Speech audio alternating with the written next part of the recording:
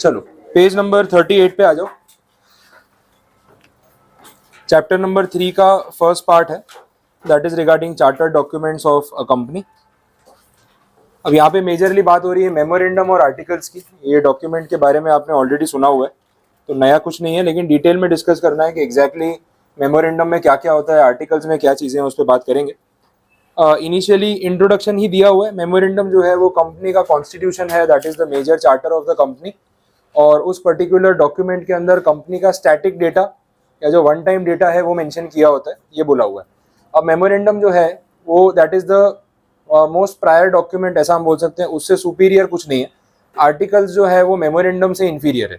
तो अगर अपने रैंकिंग की बात शुरुआत में ही कर लें तो कंपनीज एक्ट सबसे सुपीरियर है। कंपनीज एक्ट के बाद नंबर आता है मेमोरेंडम का, और मेमोरेंडम के बाद नंबर आएगा आर्टिकल्स का। तो ओवरराइडिंग जो इफेक्ट है वो आपको ध्यान रखना पड़ेगा कि एक्ट सबसे ऊपर रहेगा, फिर मेमोरेंडम और उसके बाद आर्टिकल्स। अब जो स्टैटिक डेटा की हम बात कर रहे हैं, स्टैटिक डेटा में कहीं ना कहीं क्लॉजेस के फॉर्म में इसको डिवाइड किया हुआ है। मेमोरेंडम में टोटल 6 क्लॉजेस है नॉर्मली, और अगर ओपीसी कंपनी की बात करें तो उसमें 7 क्लॉजेस है। ठीक है, तो 6 क्लॉज कौन से हैं मेमोरेंडम के वो देख लेते हैं, एक एक करके उसकी डिटेल्स पे बात करेंगे। पहले अगर उसको नेम करना हो तो सबसे पहला तो नेम क्लॉज ही है, उसके अंदर कंपनी के नाम के बारे में डिटेल्स मेंशन की होंगी, क्या फाइनल हुआ। उसके बाद दूसरा जो क्लॉज है that is registered office clause, ये बोला हुआ है ऑफिस एड्रेस के लिए। तीसरा पॉइंट है, उसमें बात कर रहे हैं ऑब्जेक्ट क्लॉज की। नेक्स्ट पॉइंट एक आएगा लायबिलिटी क्लॉज, एक कैपिटल क्लॉज आएगा, और एक सब्सक्रिप्शन क्लॉज आएगा जहां सब्सक्राइबर्स की डिटेल्स होंगी। ऐसे 6 क्लॉजेस रहेंगे। और अगर ओपीसी कंपनी है तो एक नॉमिनी क्लॉज एड ऑन होता है, नॉमिनीज को लेके, तो वो एक एड ऑन होगा। बाकी के सारे पॉइंट्स जो हैं वो 6 क्लॉजेस है वो तो रहने ही वाले हैं। तो अगर आपको नॉर्मली पूछा जाए मेमोरेंडम में कितने क्लॉजेस हैं तो 6, लेकिन ओपीसी कंपनी है तो 7, ये डिफरेंस रहेगा। ठीक है, आगे बढ़ते हैं। मेमोरेंडम की डेफिनेशन दे रखी है बॉक्स में, वो देखना। डेफिनेशंस कंपनीज एक्ट में बहुत सिंपल होती है, ठीक है, जो है वही रिपीट कर देते हैं वो। Memorandum means the memorandum of association of a company, है ना। इससे अच्छी डेफिनेशन कोई लिख ही नहीं सकता। As originally framed and altered from time to time in pursuance of any previous company law और दिस एक्ट। ठीक है, मतलब मेमोरेंडम का मतलब मेमोरेंडम है, इतना ही शॉर्ट में बोल रहे हैं। हाँ, है ना, अच्छी डेफिनेशन है। तो एग्जाम में लिख लेना, अपने मन से लिखोगे तो भी यही निकलेगी, है ना। लेकिन जब नहीं आती होती तो ऐसे ही करते हैं ना, company is a company, memorandum is memorandum of association. ठीक है, तो इससे अच्छी डेफिनेशन कहाँ मिलेगी आपको। ऑफिशियली यही डेफिनेशन है, और क्या बोल सकते हैं। आगे देखते हैं। यहाँ पे वो फॉर्मेट की बात हो रही है। मेमोरेंडम के केस में अपन ने डब्ल्यूटी में भी देखा था कि मेमोरेंडम का जो फॉर्मेट है वो रेडीली अवेलेबल होता है, कॉपी पेस्ट वाली फैसिलिटी अवेलेबल है। उनको पता है कि पब्लिक दिमाग लगाने वाली है नहीं, किसी और का मेमोरेंडम ढूंढेगी और कॉपी पेस्ट करेगी। इससे बेटर क्यों ना हम ही मेमोरेंडम के स्टैंडर्ड फॉर्मेट रिलीज कर दे कि आपकी कंपनी के लिए आपको अगर ये डॉक्यूमेंट ड्राफ्ट करना है तो रेडी फॉर्मेट अडॉप्ट कर लो, खुद से एक एक पॉइंट सोचने बैठने की जरूरत नहीं है। पर्टिकुलर चेंज कर देना, जो पॉइंट प्लस माइनस हो, नहीं काम का है हटा देना, ऐड करना है कर लेना। तो आप मॉडिफाई कर सकते हो, मॉडिफाई नहीं करना है तो डायरेक्टली रेडी फॉर्मेट अडॉप्ट कर सकते हो। तो उन रेडी फॉर्मेट को अपने यहाँ पे टेबल्स बोलते हैं। जो 5 टेबल्स आपको दिए हुए हैं मेमोरेंडम को लेके, that is table A to table E. 5 tables यहाँ पे बोले हुए शेड्यूल 1 में, और आप देख लोगे कौन कौन सी कंपनी के लिए क्या टेबल बनाया हुआ है। तो फर्स्ट जो टेबल ए है that is for companies which are limited by shares. ठीक है, टेबल बी है limited by guarantee not having share capital, मतलब only guarantee company. Table C में guarantee plus share capital. Table D में unlimited company not having share capital, ठीक है, without share capital. और last में unlimited company with share capital. तो ये सारे पॉइंट्स यहाँ पे बोले हुए हैं, और ये टेबल्स में से आपकी कंपनी जिस कैटेगरी को बिलोंग करती है वो टेबल आप रेडीली अडॉप्ट कर सकते हो, या फिर उसको यूज करके मॉडिफाई भी कर सकते हो। दोनों ऑप्शंस रहेंगे। चलो आगे देखते हैं। अब कंटेंट्स की बात कर रहे हैं। जैसे मैंने आपको बोला कि अलग अलग क्लॉजेज हैं यहाँ पे, तो वही 6 क्लॉज के नाम यहाँ पे दे रखे हैं और उनको फिर डिटेल में एक्सप्लेन किया हुआ है। तो वो डिटेल में ही अपने डिस्कस कर ले तो चलेगा। स्टार्टिंग में जो सेक्शन 4 का रेफरेंस दिया है उसमें जो बातें की है वो हमने पहले भी देखी हुई है कि भाई कंपनी के नाम के साथ आपको लिमिटेड या प्राइवेट लिमिटेड मेंशन करना पड़ता है। उस पॉइंट पे हमने बात की थी। सेक्शन 8 कंपनी को प्रिविलेज होता है कि वो लिमिटेड या प्राइवेट लिमिटेड कुछ भी ना लिखे तो चलेगा, सिर्फ कंपनी का नाम लिख देंगे तो भी ठीक है, उससे अंडरस्टूड है कि उसका पर्पस क्या है। बाकी क्लॉजेस पढ़ लेते हैं आगे। सीधा नेम क्लॉज पे आ जाओ आप। नेम क्लॉज जो सबसे पहला है उसमें ये बताया हुआ है कंपनी का जो नाम है वो उसकी एक सेपरेट आइडेंटिटी क्रिएट करता है, यूनिक नेम होता है। और हम बात कर रहे थे कि आपको पहले नेम रिजर्वेशन करना पड़ेगा उस स्पाइस प्लस वाले फॉर्म में, 20 डेज तक वो नेम जो है वो रिजर्व रहेगा। ये पॉइंट पे भी हमने बात की थी, तो उसी से रिलेटेड ये चीज़ है। देखते हैं और कोई टेक्निकल पॉइंट्स बोले हो। जो सब सेक्शन 2 दे रखा है ना, सेक्शन 4 का, उसमें क्लैरिफाई किया है कि आपकी कंपनी का नाम किसी और कंपनी से आइडेंटिकल नहीं होना चाहिए, या रिजेम्बलेंस नहीं होना चाहिए कि भाई ऑलमोस्ट सिमिलर है, वैसा भी नहीं होना चाहिए। ये सब चीज़ें अगर होंगी तो नहीं चलेगा, ऐसा नाम आपको अलाउ नहीं करेंगे। दूसरा, इस चीज़ को ऑफेंस भी माना जा सकता है, और एक अनडिजायरेबल नेम्स वाली भी सिचुएशन होती है। अब आपने सोचा कोई पॉपुलर कंपनी का नाम अपने अडॉप्ट कर लेते हैं, थोड़ा बहुत चेंजेस कर देंगे। भाई टाटा कंपनी है, बड़ा ब्रांड है, अपने भी टाटा नाम रख लेते हैं, लास्ट में डबल ए लगा देंगे।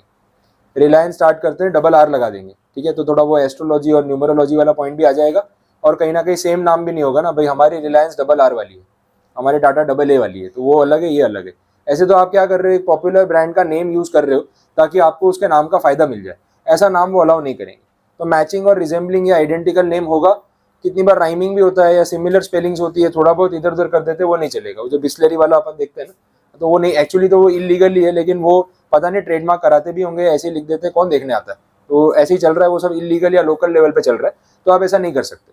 दूसरा ये है कि गवर्नमेंट की तरफ से एक एक्ट है अनडिजायरेबल नेम्स का, जिसमें बोला हुआ है कि जितने भी नाम उसमें मेंशन किए ना, वो सब आपको यूज नहीं करने। एक पॉपुलर जो उसका केस है, दैट इज ब्रिटिश इंडिया, जो उस एक्ट में से आपको एक एग्जांपल दे रहा हूँ। वहाँ पे एक वर्ड यूज किया ब्रिटिश इंडिया, और बोला कि आप अपनी कंपनी के नाम में ब्रिटिश इंडिया वर्ड यूज नहीं कर सकते। बड़ी मुश्किल से उनको भगाया है, यही बात हो रही थी। अब ब्रिटिश इंडिया लिखोगे, वो देख के वापस आके क्लेम करेंगे, प्रॉब्लम होगा। इससे बेटर है ऐसे वर्ड्स को यूज मत करो, वो थोड़ा इमोशनली भी हर्ट करता है, वैसी बात होगी। तो गवर्नमेंट भी ऐसे इमोशनल हो जाती है कि भाई ये वर्ड नहीं चलेगा। बाकी जो चीजें उसमें उन्होंने इन जनरल बोली है, वो ये है कि आपकी कंपनी का जो बिजनेस है, उससे आपकी कंपनी का नेम मैच करना चाहिए। अब सपोज मैंने कोई केमिकल इंडस्ट्री या फैक्ट्री स्टार्ट करनी है, केमिकल्स की कंपनी है, तो नाम क्या रखूंगा, एबीसी सॉफ्टवेयर लिमिटेड, चलेगा ऐसा? सॉफ्टवेयर लिमिटेड नाम, लेकिन बिजनेस क्या कर रहे हैं, केमिकल्स का। तो अगर आप केमिकल्स का बिजनेस कर रहे हो तो नाम में केमिकल्स लिमिटेड या ऐसा कुछ आना चाहिए, तो उससे रिलेट होना चाहिए ना नाम से। अब मैंने मेरी क्लासेस का नाम रखा है इग्नाइट एकेडमी, तो एकेडमी पढ़ के समझ में आ रहा है ना कि वे कोचिंग इंस्टीट्यूशन है, ठीक है। अब मैं उसके बदले नाम कुछ और रखूंगा तो आपको पता ही नहीं चलेगा कि इनका मेन पर्पस या प्रोफेशन है क्या। तो नाम से वो कंपनी का बिजनेस कहीं ना कहीं रिलेट होना चाहिए। रिलायंस इंडस्ट्रीज लिमिटेड, तो इंडस्ट्रीज वर्ड से समझ आता है कि इनका काम मैन्युफैक्चरिंग का होगा, उस बेस पे वो कोई बिजनेस कर रहे होंगे। क्लियर ये चीज, ठीक है। तो ये कंडीशन रहेगी। दूसरा जो है, एक ट्रेडमार्क वाला पॉइंट खास आता है। किसी एग्जिस्टिंग कंपनी का ट्रेडमार्क आप यूज नहीं कर सकते as name of your company, उसमें भी ऑब्जेक्शन आता है। ये भी बोला हुआ है। ट्रेडमार्क का मैं पॉपुलर एग्जांपल लेता हूँ, डोमिनोज वाला। डोमिनोज का पिज्जा का जो ब्रांड है, Domino's is not the name of a company, it is name of a brand. वो ट्रेडमार्क है एक्चुअली में उनका, डोमिनोज। जो कंपनी है जो डोमिनोज ब्रांड को इंडिया में ऑपरेट कर रही है, दैट इज जुबिलियंट फूड्स। वो आपने उसके बिल पे देखा होगा, टीवी पे ऐड आती है, उसमें भी लास्ट में जुबिलियंट फूड्स का एक लोगो आता है, लिखा हुआ आता है। तो वो मेन कंपनी है जो ऑपरेट कर रही है और डोमिनोज की फ्रेंचाइज इंडिया में ओन कर रही है, ठीक है। तो Jubilant foods limited is name of a company, and Domino's जो उनके ब्रांड का नेम है, वो उन्होंने ट्रेडमार्क करवा रखा है। जो फॉन्ट में लिखा है, जो कलर कॉम्बिनेशन यूज किए, इसका भी पूरा ट्रेडमार्क होता है कि आप उसको कॉपी नहीं कर सकते। जो कैडबरीज कंपनी है ना, डेयरी मिल्क आपने खाई होगी, उसका जो पर्पल कलर का जो रैपर है, वो पर्पल कलर भी उन्होंने ट्रेडमार्क करा रखा है कि ये भी कॉपी नहीं हो सकता, वो भी रजिस्टर करवा रखा है। और कलर का टोन होता है, उसका एक कोड नंबर होता है। जब वो पूरे पैलेट में देखते हो ना, तो आप जितना उसमें मूव करोगे ना, कोड नंबर चेंज होगा। उन्होंने एक पर्टिकुलर कोड नंबर को अपने नाम पे रजिस्टर करवा रखा है कि कोई और चॉकलेट ब्रांड जो है, जैसे वो जो प्रोडक्ट्स बेच रहे हैं, सेम अगर कोई और ब्रांड वो सेम कलर यूज करेगा ना, तो हम ऑब्जेक्शन रेज करेंगे। मैकडोनल्ड्स ने भी वो येलो कलर को ट्रेडमार्क करवा रखा है। तो ऐसी बहुत सारी चीजें होती हैं जो अपने लेवल से बाहर है, कि ये सब चीजों का भी ट्रेडमार्क और पेटेंट रजिस्ट्रेशन होता है, लेकिन होता है। तो आप उस चीज को ना कॉपी नहीं कर सकते। तो वैसे ही यहाँ पे डोमिनोज का जो नेम है, अभी आपने क्या किया, पिज्जा चेन स्टार्ट किया, नाम रख दिया डोमिनोज इंडिया लिमिटेड। बोले नहीं, वो तो जुबिलियंट फूड्स है, हमारा डोमिनोज है, अलग है। वो डोमिनोज ब्रांड नेम है, हमारा डोमिनोज कंपनी का नाम है। इतना टेक्निकली कोई सोचता है पिज्जा ऑर्डर करने से पहले? वो तो डोमिनोज देख के आ जाएगा, बोले डोमिनोज वही है। लेकिन आप किसी की ब्रांड वैल्यू का नेम का बेनिफिट उठाने की ट्राई कर रहे हो, ऑब्जेक्शन डेफिनेटली आएगा। तो ट्रेडमार्क को कॉपी करना कंपनी के नाम के लिए, वो भी अलाउड नहीं है। एग्जिस्टिंग कंपनी का नाम तो डेफिनेटली आप यूज नहीं कर सकते। रिजेंबलिंग आइडेंटिकल होगा तो भी यूज नहीं कर सकते। क्लियर है, ठीक है। चलो, तो ये सब यहाँ पे नेम क्लॉज में आएगा। जो मैंने आपको ऑब्जेक्शनेबल टर्म्स बोले, जैसे ब्रिटिश इंडिया वाला, उसमें जो और एग्जांपल्स मुझे ध्यान में आ रहे हैं, उसमें गवर्नमेंट एंटिटीज का उन्होंने रेफरेंस दिया है। जैसे आपने कंपनी का नाम रखा, उसका शॉर्ट फॉर्म बन रहा है सीबीआई, नाम ही वैसा रखा कि शॉर्ट फॉर्म करेंगे तो सीबीआई बनेगा, हर जगह सीबीआई का लोगो बना के आप वही लिख रहे हो, तो पब्लिक आपके साथ डील करने से पहले डरेगी ना, तो सीबीआई कुछ और ही लग रहा है। RBI, SBI ऐसे शॉर्ट फॉर्म आपने बना दिए, इंटेंशनली नाम वैसा रखा कि वो एब्रीवेशन में ना लोगों को कंफ्यूजन हो। SBI नाम सुन के कोई गवर्नमेंट वाली SBI बैंक अज्यूम कर लेगा, ऐसा भी नहीं चलेगा, क्योंकि ये भी इंटेंशनल है, इसमें आपको फिर नाम चेंज करना पड़ेगा, ये बोला। आगे बढ़ रहे सब सेक्शन 3 देख लेते हैं। Without prejudice to the provisions of subsection 2, वो अपनी जगह सही है। A company shall not be registered with a name which contains, अच्छा ये वही पॉइंट आ गया जो मैंने आपको गवर्नमेंट वाला बोला, any word or expression which is likely to give the impression that the company is in any way connected with or having the patronage of central government, state government or local authority. Company के नाम में ऐसा कोई term नहीं दिखना चाहिए, government या ऐसा कुछ नाम वर्ड, मतलब वर्ड मत यूज कर लेना जिससे लोगों को लगे कि गवर्नमेंट कंपनी है, अगर नहीं है तो फिर यूज नहीं कर सकते। सेक्टर वाइज भी होता है, अगर आप अपनी कंपनी के नाम में बैंक वर्ड यूज कर रहे हो, that is allowed only if you are registered under banking regulation act. Insurance तो हम तभी यूज कर सकते हैं जब इंश्योरेंस एक्ट में और IRDA में आप रजिस्टर्ड हो, अदरवाइज नहीं, तो ऐसे रिस्ट्रिक्शंस भी यहाँ पे रहेंगे। सेकेंड पॉइंट में तो रूल का रेफरेंस दे दिया, स्पेसिफिक एग्जाम्पल नहीं है। आगे बढ़ रहे हैं, सबसेक्शन 4 क्या बोल रहा है? अ पर्सन में make an application in web-based form that is reserve unique name in prescribed manner and accompanied by prescribed fees to the registrar for reservation of a name set out in the application as the name of the proposed company or the name to which the company proposes to change its name। तो या तो आप first time नाम रख रहे हो company का, या फिर एग्जिस्टिंग कंपनी का नेम चेंज करने के लिए प्रपोजल दे रहे हो, ये फॉर्म जो है वो यूज हो सकता है, that is reserve unique name. ठीक है, तो RUN रन, फॉर्म रन बोला जाता है शॉर्ट में उसको, ऐसा एब्रीवेशन हो रहा है, ROC में आप अप्लाई कर सकते हो, ये कंडीशन है। अब इसमें सबसेक्शन 5 में क्लियर किया कि अगर आप एग्जिस्टिंग कंपनी का नेम चेंज कर रहे हो तो वो नेम कब तक रिजर्व रहेगा, जो आप नया नाम सिलेक्ट करोगे, 60 डेज तक। ये मैंने आपको पहले बताया था, नई कंपनी के लिए 20 डेज और एग्जिस्टिंग कंपनी के लिए 60 डेज। तो वो कंडीशन पे हमने बात की थी, वो यहाँ पे लिखा हुआ है, और वो 60 डेज में डॉक्यूमेंटेशन कंप्लीट करके आपको कंपनी का नाम चेंज कर लेना। ठीक है, आगे बॉक्स में कुछ केस दे रखे हैं, देखें। The registrar must make preliminary inquiry to ensure that the name allowed by him is not misleading or intended to deceive with reference to the object clause of the memorandum। ये मैंने आपको बोला, company के objective से company का नाम match होना चाहिए। सॉफ्टवेयर कंपनी है तो नाम में सॉफ्टवेयर जैसा कुछ दिखना चाहिए, या इन्फोटेक या इन्फॉर्मेशन टेक्नोलॉजी ऐसा कुछ दिखे जिससे रिलेट हो जाए कि बिजनेस क्या है। सॉफ्टवेयर कंपनी और नाम केमिकल्स लिमिटेड रखा है, वो नहीं चलेगा, एंड वाइस वर्सा भी नहीं चलेगा वैसा। The registrar is not, however, required to carry out any elaborate investigation at the time of registration unless the purpose of the company appears to be unlawful। ठीक है, अनलॉफुल है, उनको ऐसा लग रहा है कि भाई ये प्राइमरी बेसिस पे, या जब डॉक्यूमेंट्स को आप व्यू कर रहे हो या जो भी डेटा उन्होंने दिया है उससे लग रहा है कि ये कुछ अलग जा रहा है, जो बिजनेस दिखा रहे हैं वो लग नहीं रहा है, तो ज्यादा डिटेल्ड इंक्वायरी हो सकती है। बट अदरवाइज अननेसेसरी डाउट करके रजिस्ट्रेशन प्रोसेस को स्लो कर देना, उसकी नीड नहीं है। तो ये भी बोल दिया, केस का डिसीजन था, इतना कोई टेक्निकल पॉइंट नहीं। लास्ट में देखो आ गया वो जो मैं आपको बता रहा था, रिस्ट्रिक्शंस या प्रोहिबिशंस जो है, एक्ट का नाम है emblems and names prevention of improper use act 1950। इसमें वो ब्रिटिश इंडिया वाला पॉइंट है जो मैं आपको बता रहा था, इस एक्ट का रेफरेंस। मिसलीडिंग नेम्स नहीं चलेंगे वैसा बोला, वो state government central government word use करते हैं, वो पॉइंट भी इसी एक्ट में बोला हुआ है। ठीक है, पता चल गया। तो नेम क्लॉज वाला जो पॉइंट है आपका वो यहाँ पे कंप्लीट है। नेक्स्ट क्लॉज पे चलते हैं, that is situation clause. Situation clause का मतलब है रजिस्टर्ड ऑफिस का क्लॉज, ये उसका दूसरा नाम है कि आप अपनी कंपनी स्टार्ट कर रहे हो तो उसका कोई रजिस्टर्ड ऑफिस तो आप सिलेक्ट करो कि कहाँ पे सेटअप करने वाले हो, तो इस क्लॉज में आपको वो एड्रेस बताना पड़ेगा। अब इसमें बेनिफिट ये दिया हुआ है कि अगर आप कंपनी रजिस्टर कर रहे हो और तब आपने एक प्रीमाइसिस फाइनलाइज नहीं की है, प्रैक्टिकल है, कोई कंपनी घर से भी रजिस्टर कर सकता है, ऑनलाइन है, हो सकता है ऑफिस की जगह अभी तक उसने फाइनलाइज नहीं की हो कि भाई कहाँ पे उसको ऑफिस सेटअप करना है, शॉप देख रहा है, अभी सेटअप हुआ नहीं है, तो आप ये कर सकते हो कि इस रजिस्टर्ड ऑफिस या सिचुएशन क्लॉज में सिर्फ स्टेट मेंशन कर दो, कौन से स्टेट में आपकी कंपनी होगी, या ROC का जुरिस्डिक्शन बता दो कि भाई गुजरात में होगी, महाराष्ट्र में होगी, महाराष्ट्र में है तो पुणे साइड पे होगी या मुंबई साइड पे होगी, मेंशन कर दो, ताकि ROC फाइनल हो जाए कि भाई यही ROC के अंडर में आएगी कंपनी। अब आपने जब मेमोरेंडम रजिस्टर करा के कंपनी इनकॉर्पोरेट कर ली, तो यहाँ पे बोला आगे इनकॉर्पोरेशन के बाद तो पूरा एड्रेस बताना पड़ेगा ना, तो उसके लिए एक फॉर्म है, दैट इज INC 22। INC 22 में आपको पूरा address, postal address with pin code, वो अपडेट करना पड़ेगा, और उसके लिए टाइम दिया है 15 डेज का। जैसे ही कंपनी रजिस्टर हो जाए उसके 15 दिन के अंदर अंदर आप अपडेट कर देना, ताकि फर्दर कम्युनिकेशन ROC को जो भी करना हो वो इस एड्रेस पे कर सके। तो अगर इनिशियली आपने एड्रेस दे दिया है पूरा, तो ये फॉर्म भरने की जरूरत नहीं है, लेकिन नहीं दिया है तो फिर ये फॉर्म भर के अपडेट करना पड़ेगा। तो INC 22 है, एंड टाइम लिमिट जो है वो 15 डेज की बोली हुई है। चलो देखते हैं आगे। फिर बोला publication of name and address of the company. अब कंपनी का नाम और एड्रेस जो भी आपने फाइनल किया है वो कहाँ कहाँ पे आप प्रेजेंट करोगे? हर जगह ही होगा। कंपनी के लीगल डॉक्यूमेंट्स, कंपनी के जो मेंबर्स हैं या जो भी ऑफिसर्स हैं उनके विजिटिंग कार्ड्स, वेबसाइट, कंपनी का ऑफिस, सब जगह ये बातें लिखी होंगी। नेम और एड्रेस तो डिस्प्ले किया होगा। ये यहाँ पे क्लैरिफाई किया है कि आपको ऐसा करना पड़ेगा, उससे ज़्यादा कुछ नहीं बोला। लैंग्वेज की बात कर रहे हैं, या तो इंग्लिश लैंग्वेज अपने यूज़ कर सकते हैं या फिर आप लोकल लैंग्वेज यूज़ कर सकते हो।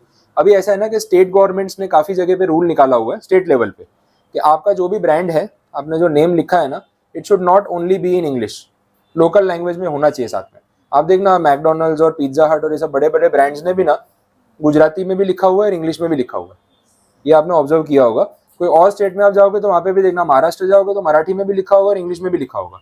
पॉइंट ये है कि बीच में ऐसा एक डिबेट हो गया था कि हर जगह इंग्लिश में लिखा होता है बड़े बड़े ब्रांड्स का नेम, अगर कोई इंग्लिश पढ़ना नहीं जानता है तो वो कोई खराब बात तो नहीं है, लेकिन फिर उसको पढ़ना नहीं आ रहा है तो क्यों ना लोकल लैंग्वेज में भी लिखा जाए कि किसी को लोकल लैंग्वेज की नॉलेज है तो वो पढ़ सकता है क्या लिखा हुआ है। तो हर ब्रांड को उन्होंने कंपलसरी गाइडलाइन दी थी कि आपको मेन जो आपका डिस्प्ले बोर्ड है उस पर दोनों लैंग्वेज में लिखना जरूरी है और उनको फॉलो करना पड़ेगा, ऑप्शनल नहीं है, कंपलसरी। तो ये भी चीज हो सकती है।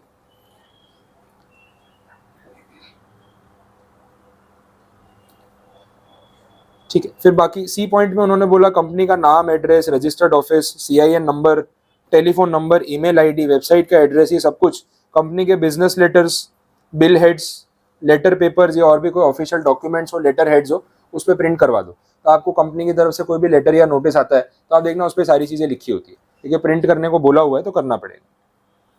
नेगोशिएबल इंस्ट्रूमेंट्स अगर आप कुछ इशू करते हो या एक्सेप्ट करते हो तो उस पर भी प्रिंट करवा दो कंपनी का नाम और ये सब। तो बेसिक बातें बोली। प्रोविजो देख लेना, उसमें कुछ अलग है। इसमें बोला कि अगर आपने कंपनी का नाम चेंज किया तो नाम चेंज करने के बाद जो पुराना नाम है ना वो भी लिखना पड़ेगा। लोगों को कैसे पता चलेगा कि ये वही कंपनी है? तो इसका कंप्लायंस आपको कब तक करना है? अगले 2 साल तक। नेम चेंज करने के बाद अगले 2 साल तक आपको पुराना नाम भी ब्रैकेट में लिखना पड़ेगा, formerly known as, previously known as, वैसे करके लिखना पड़ेगा ताकि लोगों को पता चले कि वही कंपनी है। बीच में मुझे एक एग्जांपल ध्यान है, मतलब ऐसे 3-4 साल हो गए उसको, लेकिन म्यूचुअल फंड की एक कंपनी है that is Reliance mutual fund, Anil Ambani group की। अब उनकी फाइनेंशियल हालत क्या है वो अपने को पता है। तो जो रिलायंस म्यूचुअल फंड था वो म्यूचुअल फंड उनका पार्टनरशिप में था। एक निपॉन करके कंपनी है, निपॉन इंडिया लिमिटेड, जो एक्चुअली जापान की कंपनी है। तो उसके साथ उनका शेयरिंग था उस म्यूचुअल फंड में, थोड़ा बहुत हिस्सेदारी उनकी भी थी और बाकी रिलायंस की थी। मेजर स्टेक उनका था तो नाम था रिलायंस म्यूचुअल फंड। लेकिन जब रिलायंस की हालत खराब हो गई फाइनेंशियली, वो बैंक्रप्सी पे चले गए, तो वो निपॉन कंपनी ने पूरा स्टेक रिलायंस से परचेज कर लिया। तो अब रिलायंस का नाम तो वो लिखेंगे नहीं, तो उन्होंने उसको कर दिया निपॉन इंडिया लिमिटेड और निपॉन इंडिया म्यूचुअल फंड। अब ये एडवर्टाइजमेंट और उसके बाद उन्होंने जहां जहां पे भी की ना, हर जगह लिखा था formerly known as Reliance mutual fund. ये मेंशन करना ही पड़ा, टीवी एड्स में भी किया, डॉक्यूमेंट्स में भी किया, एवरीवेयर, वेबसाइट पे भी था। तो इससे लोगों को समझ में आया कि वही रिलायंस म्यूचुअल फंड है, सिर्फ नाम चेंज हुआ है। तो किसी को रिलायंस में नहीं इन्वेस्ट करना हो तो उसको पता चले, वो निपॉन इंडिया फंड के नाम से कंफ्यूज ना हो जाए कि तो कोई नई कंपनी है। वो उसकी हिस्सेदारी थी और अब रिलायंस को बाहर कर दिया है, ये चीज़ वहाँ पे क्लियर होती हुई दिखनी चाहिए। तो 2 साल तक आपको ये डिस्प्ले करना पड़ेगा हर जगह, फिर आप लिखना बंद कर दोगे तो चलेगा। तब तक तो लोगों को पता चल ही जाएगा उस सेंस में। ड्यूरेशन ध्यान रखना है, 2 ईयर्स फिक्स है। 1% कंपनी वाले में बोला है कि आपको ओपीसी लिखना पड़ेगा पीछे, शॉर्ट फॉर्म में ओपीसी लिखो या 1% कंपनी मेंशन करो, वो भी जरूरी है। देखो पॉइंट आ गया जो एमसीए ने डिस्प्ले की बात मैं कर रहा था ना, इंग्लिश के साथ लोकल लैंग्वेज वाला, वो पॉइंट आ गया। स्टेट लेवल पे स्टेट गवर्नमेंट्स ने भी गाइडलाइंस निकाली है और मिनिस्ट्री ने कर दिया, मतलब तो फिर पूरे इंडिया में सबके लिए एप्लीकेबल हो गया। ठीक है, आगे बढ़ते हैं। बॉक्स के अंदर जो बोला है वो इतना कुछ खास नहीं, आप पढ़ सकते हो आराम से। उसमें बोला आउटसाइड एवरी ऑफिस, जो बोला ना वो बोर्ड लगाने के लिए, उसका एग्जैक्ट मीनिंग क्या है वो क्लैरिफाई किया। बोला अगर ऑफिस जो है वो आपकी कोई कंपाउंड में सिचुएटेड है या कोई ऑफिस आपकी कोई बिल्डिंग के अंदर कोई रूम है, तो जो भी लेजिबल प्लेस होगा जहाँ पे आप डिस्प्ले कर सकते हो वहाँ आप करो। ऐसा नहीं कि एग्जैक्टली शॉप के बाहर ही होना चाहिए। कितनी वजह शॉप के बाहर जगह नहीं है, या जो बैक साइड पे विंडो है, रोड फेसिंग है, वहाँ पे आपने बोर्ड लगा दिया, या कॉम्प्लेक्स में नीचे एंट्रेंस पे बोर्ड लगा दिया, वो भी चलेगा। तो वो उसको इतना स्पेसिफिक नहीं लेना है, नियर अबाउट प्लेस में भी होगा तो इट इज ओके, सिचुएशन पे डिपेंड करेगा। नेक्स्ट थर्ड पॉइंट जो आ रहा है आपका next clause, that is object clause. Object clause बहुत सिंपल है, कंपनी जो भी बिजनेस करना चाहती है उसको ऑब्जेक्ट क्लॉज में मेंशन कर देना चाहिए कि हम कंपनी इस बिजनेस के लिए रजिस्टर कर रहे हैं। अच्छा, इसमें आप मल्टीपल बिजनेसेस पहले से भी लिख के रख सकते हो, भले आप अभी स्टार्ट नहीं कर रहे हो, अभी एक बिजनेस स्टार्ट कर रहे हो, आपको लगता है आगे फ्यूचर में 2 और का प्लानिंग है, आप अभी से तीनों नाम लिख दो, उससे कोई फर्क नहीं पड़ेगा। हाँ, अगर आप कोई और 4th बिजनेस स्टार्ट करते हो जो इसमें नहीं लिखा है, तो फिर पहले आपको मेमोरेंडम को ऑल्टर करना पड़ेगा उसमें वो पॉइंट ऐड करना पड़ेगा एंड देन उसके बाद आप लिखो तो चलेगा, लेकिन उसके बिना नहीं। तो ये कंप्लायंसेस का आपको ध्यान रखना है। तो ऑब्जेक्ट क्लॉज में इससे ज़्यादा कुछ है नहीं, पॉइंट इतना ही बोला हुआ है। अब आप लैंग्वेज पढ़ोगे तो वो क्लैरिफाई हो जाएगी।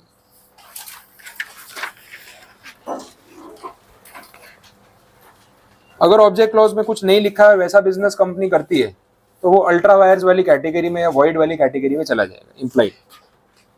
अब इसमें ना थोड़ा सा सब्जेक्टिव मैटर आता है। एक वो इंसिडेंटल वाले पॉइंट भी होते हैं कि आपने जो ऑब्जेक्ट लिखा है ना, उस ऑब्जेक्ट के साथ इंसिडेंटल बिजनेस एक्टिविटीज जो होती है, तो कितनी बार ना वो हाईलाइट नहीं भी करते तो भी चलता है। अब ये सब चीजें डिबेटेबल है, कहीं इशू आ गया, आप प्रूव कर दो कि तो इम्प्लाइड है, तो हो सकता है आप पे कोई एक्शन ना हो। लेकिन आप नहीं प्रूव कर पाए कि ये चीज एंसिलरी है, इंसिडेंटल है, और आरओसी बोलता है नहीं मेंशन करना चाहिए था, तो नॉन कंप्लायंस का चार्ज भी आ सकता है। तो क्लैरिफाई पहले कर लेना चाहिए, फिर आप उसके बाद मेमोरेंडम बनाओ तो ज्यादा अच्छा है। नेक्स्ट क्लॉज लायबिलिटी वाला, ये भी सिंपल सा है। लायबिलिटी में हम जो आगे देख रहे थे कि कंपनी में मेंबर्स की लायबिलिटी कैसी होगी, या तो लिमिटेड या तो अनलिमिटेड, और लिमिटेड वाले में शेयर्स कैपिटल वाला केस या गारंटी या बोथ, दोनों में से कुछ भी हो सकता है। वही पॉइंट्स यहाँ पे मेंशन किए हुए। नेक्स्ट कैपिटल क्लॉज की बात हो रही है, ये भी जितना डिटेल में दिख रहा है उतना नहीं है। कैपिटल क्लॉज का मतलब कि आपकी कंपनी की ऑथोराइज कैपिटल कितनी होगी, आप उसमें से कितनी इशू कर रहे हो, कितना पेड अप है, वो सब बातें लिखनी है जो हमने कंपनी लॉ में स्टार्टिंग में देखा था, टाइप्स ऑफ कैपिटल। ठीक है। और लास्ट में जो नीचे सेक्शन 60 दिया है ना, मैंने कंपनीज एक्ट में भी आपको पढ़ाया था, अगर आपको ध्यान में आ रहा हो। मैंने बोला था कि ऑथोराइज कैपिटल अगर आप रखते हो जितनी भी, अगर कहीं पे भी कोई डॉक्यूमेंट में मेंशन करते हो ऑथोराइज कैपिटल, तो साथ में पेड अप कैपिटल भी लिखनी पड़ेगी। तो आपने अगर अननेसेसरी ऑथोराइज कैपिटल का नंबर बहुत हाई रखा है, तो मिसलीड करने के लिए आप यूज ना कर सको, इसलिए बोला है। और अगर नहीं करोगे तो उसके सब सेक्शन 2 में पेनल्टी थी कि पर डॉक्यूमेंट या पर कॉपी आपको पेनल्टी देनी पड़ेगी, 1000 रुपीज ऐसा कुछ था शायद, मुझे एग्जैक्टली याद नहीं, लेकिन वो पेनल्टीज उसमें काफी हैवी हो जाती है और पर डॉक्यूमेंट पेनल्टी वो काउंट कर रहे थे वैसे। आगे देखते हैं, डिक्लेरेशन फॉर सब्सक्रिप्शन। ओके, ये सब्सक्रिप्शन क्लॉज हो गया आपका। हम बात कर रहे थे ना कि मिनिमम 7 सब्सक्राइबर्स या मिनिमम 2 सब्सक्राइबर्स। तो अगर पब्लिक लिमिटेड है तो जो 7 लोग हैं उनके नाम इस क्लॉज में लिखे होंगे, तो नेम, एड्रेस, डिटेल्स और कितने शेयर उन्होंने खरीदे, किस फेस वैल्यू के और कितना पैसा दिया, वो सब इसके अंदर लिखना जरूरी है। तो इसको सब्सक्रिप्शन क्लॉज बोल सकते हैं, ये बोला हुआ है। आगे देखें क्या पॉइंट है। अब मेमोरेंडम के सारे क्लॉजेस की बात यहाँ पे इन्होंने कर ली। आर्टिकल्स के ऊपर आ रहे हैं। आर्टिकल ऑफ एसोसिएशन में क्या होता है? अब आर्टिकल्स जो है वो कंपनी के वर्किंग रूल्स है ऐसा बोल सकते हैं, या बाई लॉज बोल सकते हैं। मेन लॉ के साथ साथ जो अटैच या एडिशनल लॉज है वैसा बोल सकते हैं, दैट इज बाई लॉज। तो इसके अंदर कंपनी के डे टू डे ट्रांजेक्शन्स कैसे होंगे, किसके पास क्या अथॉरिटी होगी, क्या रूल्स रेगुलेशन है जो सबको फॉलो करने होंगे, इन सब के बारे में मेंशन किया होता है। अब यहाँ नंबर ऑफ क्लॉजेस को अपने लिमिट नहीं कर सकते, यहाँ पे 100 क्लॉज भी हो सकते हैं, 200 भी हो सकते हैं। पॉइंट वाइज लिखते जाओ, हर पॉइंट को एक क्लॉज का नाम दे दो और कुछ नहीं। तो जैसे मेमोरेंडम में 6 क्लॉज या 7 क्लॉज थे, आर्टिकल्स में ऐसा फिक्स नंबर हो नहीं सकता। बट अगेन एक ऑप्शन दिया है, रेडीमेड आर्टिकल्स अवेलेबल है, उसमें भी टेबल है, वो एफ से लेके जे तक जाएगा। आपकी कंपनी की लायबिलिटी जिस कैटेगरी की है उस हिसाब से आप सिलेक्ट कर सकते हो कि कौन सा टेबल आप पे एप्लीकेबल है। अगर आप बाय डिफॉल्ट पूरा टेबल इंपोज करना चाहते हो तो भी ठीक, अगर आप उसको यूज करके प्लस माइनस करना चाहते हो तो भी ओके। बट अगर आपने बाय डिफॉल्ट टेबल इंपोज कर दिया और उसमें कुछ प्लस माइनस नहीं किया, तो सारे रूल्स फिर आपको फॉलो करने पड़ेंगे। फिर उसमें जो कुछ लिखा है ना, वो आप बाद में बोलोगे नहीं ये तो काम का नहीं था बट लिखा हुआ है, ऐसा नहीं चलेगा। लिखा है तो फिर कंप्लायंस आपको उसका करना पड़ेगा। और आर्टिकल्स को रजिस्टर नहीं कराओगे तो बाय डिफॉल्ट ये टेबल आपके ऊपर इंपोज हो जाएगा और फिर उसके सारे रूल्स आपके ऊपर एप्लीकेबल है माना जाएगा। नॉन कंप्लायंस होंगे तो पेनल्टीज लगती जाएंगी। तो इसको आप लाइटली मत लेना। मेमोरेंडम आर्टिकल जो है वो चीज़ जो है बहुत प्रॉपरली और सिंसियरली ड्राफ्ट होनी चाहिए ताकि बाद में एरर ना हो, क्योंकि वही कंपनी का मेन रूल है या कॉन्स्टिट्यूशन है जिसके बेस पे उसका एनालिसिस इन फ्यूचर होने वाला है, इसीलिए। ठीक है, articles are subordinate to memorandum, ये मैंने स्टार्टिंग में बोल दिया। उसके अंदर जो केसेस दे रखे हैं ना, वो सिर्फ आपके नॉलेज के लिए है, आप रीड कर सकते हो, that is okay. Registration of articles आज का टॉपिक नहीं है, उसके बाद वाला टॉपिक आप देखना, एंट्रेंचमेंट प्रोविजन। इसके बारे में मैं पहले बात कर चुका हूँ, आपको सिर्फ रिमाइंड करा देता हूँ कि क्या मैंने तब बोला था, क्योंकि जहाँ अपन पढ़ रहे थे कंपनीज एक्ट में और अदरवाइज, तब वहाँ पे कंटेंट अवेलेबल नहीं था, सिर्फ मैंने टर्म यूज किया था। एंट्रेंचमेंट प्रोविजंस का मतलब ये है कि कंपनीज एक्ट में ना बहुत जगह जो भी प्रोविजंस लिखे हुए हैं, जो कंडीशंस लगाई हुई है, वो कंडीशन थोड़ी सी जनरल और बेसिक है, बहुत एडवांस लेवल पे नहीं है। जैसे एक एग्जांपल अपने ले लेते हैं, कोरम की बात कर रहे थे। डायरेक्टर्स की कोरम होती है, मेंबर्स की ये कोरम होती है। वो मेंबर्स की कोरम की बात अपन ने डबलईटी में भी की थी, डायरेक्टर वाली कोरम की बात भी की थी। मिनिमम अटेंडेंस कितना होना चाहिए, तो हम बात कर रहे थे डायरेक्टर्स के केस में 2 और 1/3 विच एवर इज हायर, ऐसा एक हमने डेटा यूज किया। जनरल मीटिंग की बात करें तो उसमें 1000 मेंबर्स में 5 लोग आ जाए तो भी कोरम हो गया। 1000 to 5000 के बीच में अगर मेंबर्स हैं, 15 लोग आ जाए कोरम हो गया, और उससे ऊपर मेंबर्स हैं 30 पीपल आ जाए तो कोरम हो गया। इतना मिनिमम नंबर है। तो ये सब जो गाइडलाइंस है वो बेसिक रखी है। अच्छा, जो डायरेक्टर्स की कोरम अपन देख रहे थे कि 1/3 में भी कोरम हो जाएगी, ठीक है। अब जितने भी डायरेक्टर्स कंपनी में है, सिर्फ 1/3 डायरेक्टर मीटिंग में आएंगे, मैनेजमेंट ये सोचेगा ना बाकी के क्यों नहीं आ रहे, ये 1/3 नंबर बहुत कम नहीं है। तो हमने क्या सोचा शेयर होल्डर्स ने कि हम हमारी कंपनी के लिए रूल थोड़ा सा स्ट्रिक्ट कर देते हैं for better management and discipline. हम ये बोलते हैं कम से कम 75% डायरेक्टर्स प्रेजेंट होने चाहिए एवरी मीटिंग में। ये हमारी कंपनी का रूल है, बाकी कंपनीज को जो करना है करे। वहाँ पे क्या बोला था कंपनीज एक्ट में कि मिनिमम 1/3 जो है वो कोरम होना चाहिए। हम उससे हायर नंबर अगर रख रहे हैं तो we are not overriding companies act. इसको ओवर राइडिंग की तरह ना देखा जाए, इसको ऐसे देखा जाए कि हम अपनी कंपनी के बेटर एडमिनिस्ट्रेशन के लिए रूल्स को और ज़्यादा स्ट्रिक्ट बना रहे हैं। तो ये करने की अथॉरिटी कंपनी के पास होती है। ऐसे प्रोविजंस को हम क्या बोलेंगे, that is called entrenchment provision. तो ये जो टर्म यहाँ पे यूज किया है इसका मीनिंग ये है। और भी ऐसे बहुत जगह एग्जाम्पल्स हो सकते हैं। कोरम वाला एक पॉइंट मैंने आपको बताया।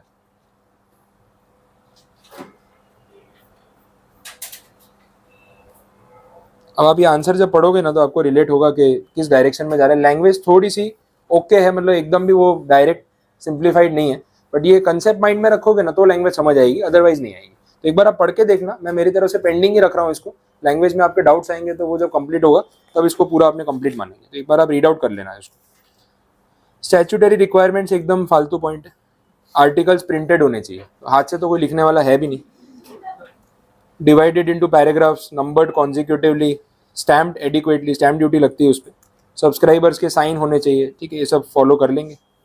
उसके बाद आर्टिकल्स के कंटेंट की लिस्ट है। This is only for explanation purpose कि आपको लिस्ट बताई आर्टिकल्स में कौन कौन से मैटर्स पे बातें लिखी होती है, उसका एक एग्जाम्पल है। सारा लर्न करके नहीं जाना है, जितना आपको लगे आप पढ़ लेना, काफ़ी सारे पॉइंट्स आपको पता होंगे। ठीक है, यहाँ तक पता चला। तो इसमें हमने मेमोरेंडम आर्टिकल्स की बेसिक बातें कर ली, सिर्फ उसका रजिस्ट्रेशन प्रोसेस बाकी है। आगे के टॉपिक इसमें आज नहीं लेंगे, यहीं तक रखते हैं, काफ़ी है। बाकी चीज़ें फिर लोन बोरोइंग वाली कल कंटिन्यू करेंगे।